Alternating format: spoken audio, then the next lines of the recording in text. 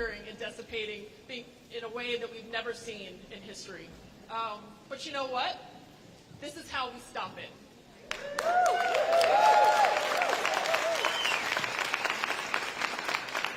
By elevating your voices to save reproductive health care and the issues that we care about, this is how we win and take it back. This is how we get things done and hold the line. And we're going to expect our leaders to do the same, and we know they will, but we need to be speaking to them, and they need to hear our voices loudly and often.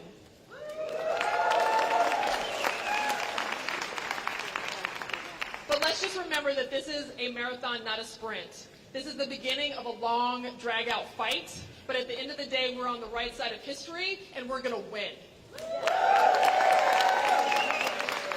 Whatever they tear down, we're going to build back stronger.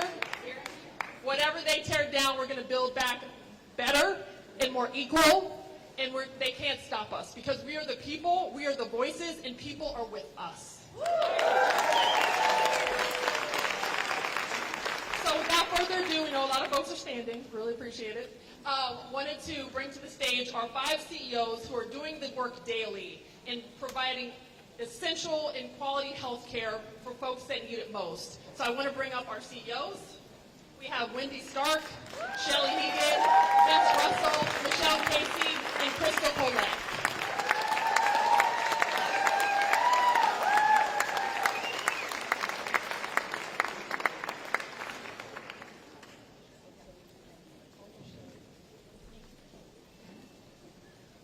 Hi, I'm Shelley Hegan. I'm President and CEO at Upper Hudson Planned Parenthood. We have health centers in Albany, Troy, and Hudson. We're Team E and incredibly proud. And I love what you said, Robin, but the reality is we run these organizations, but we have amazing staff that does the work every day, opening the doors, taking care of our patients, going into schools and community centers and providing sex education every day. I have the sort of sad honor of taking a minute for us all to think about Cecile Richards, who we lost at the beginning of the year. I started my career at Upper Hudson on the same day that Cecile started her career at PTFA. And I remember going in and being nervous about my new job, and the Vanity Fair article had just come out. She was on the cover of Vanity Fair and with a desk full of babies. And it was a real turning point in our movement where we came out loudly and proudly saying, we're here for choices in parenting, we're here for abortion, we're here for patients who need our care no matter what, no matter where, and no matter how. And we owe that to Cecile. She made our movement more powerful than ever before, and she will be really, really missed. So if we could just take a moment of silence and think about it.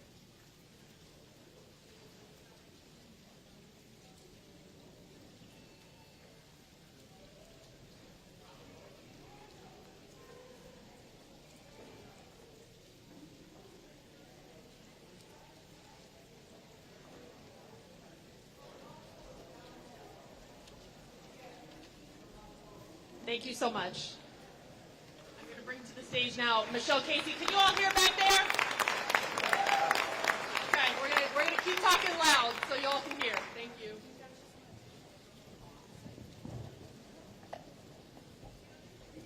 Hey, look at that pink, baby! Woo! It's amazing. So it's my honor and privilege to introduce our next speaker, who truly needs no introduction. She has long stood with us in the fight for reproductive freedom in Washington and certainly here in New York. A proud Western New Yorker, Governor Hochul continues to center the importance of New York being a beacon of access. While other states are seeking to criminalize providers and patients, Governor Hochul is protecting our providers and patients and championing critical investments in care. Because she knows what we know. There is no freedom without access.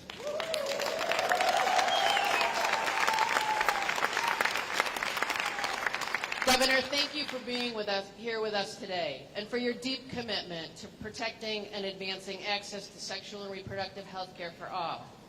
And as a fellow Western New Yorker, I just need to add, go Bills.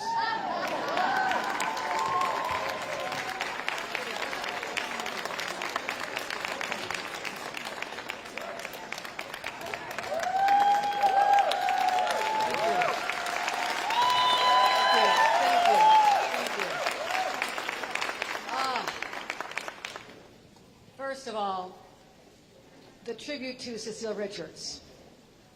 I've been familiar with her and her work since we all watched her mother, a woman governor of the state of Texas.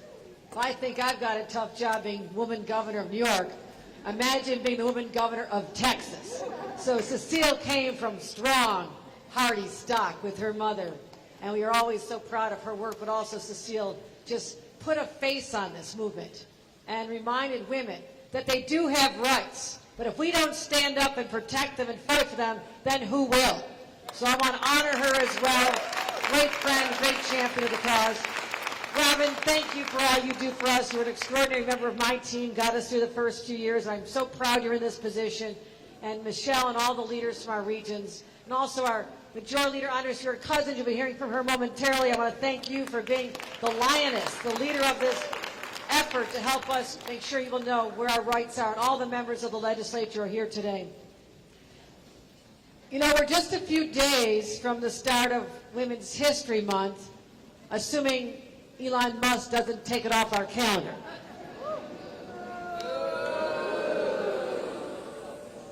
Just an observation. But when you think about women's history, you can't but think of the struggles of those who came before us. The women's rights movement started nowhere else but in our state. And we have the responsibility, we shoulder the burden of carrying on their names, their stories, their fights. And I want us to be very cognizant at this moment in time of not only we have to carry the torch forward that they presented to us, but we will be judged by history as well. Just as we are looking back, someday others will look back at our time.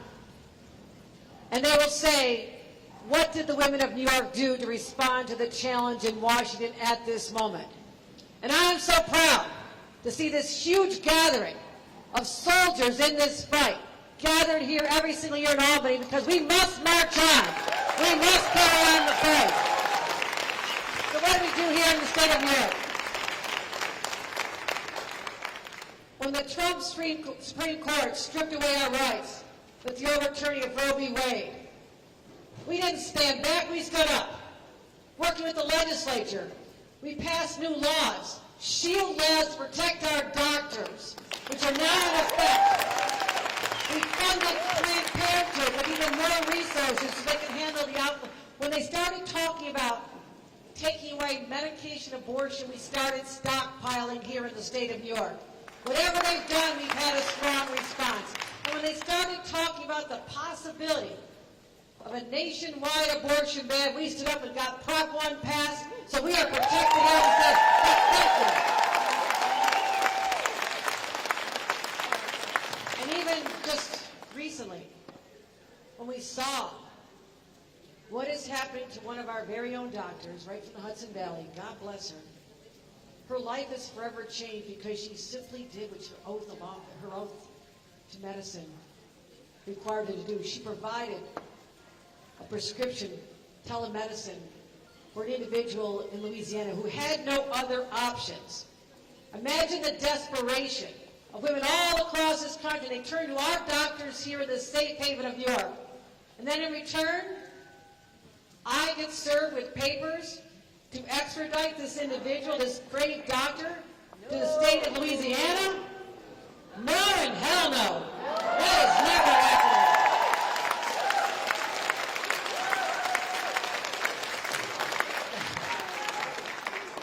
So, we are in New York. We're in a far better place than our sisters across America. But don't take for 1 second for granted what you have now. You have a very pro-reproductive freedom governor in this office. You have the first woman governor in this office.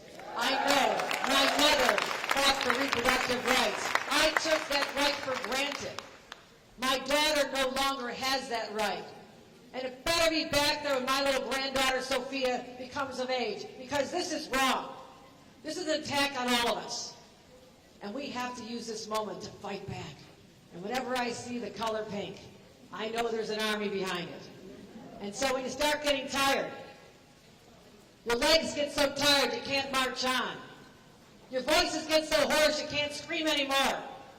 Your fingers get exhausted because you've been sending so many text messages and signal messages out there. I'm saying keep moving on. We must meet this moment with strength. The same strength that we channeled from our ancestors, our sisters who came before us, when times were tough as well. We are New York women. There is no stopping us. Carry on the fight, everybody.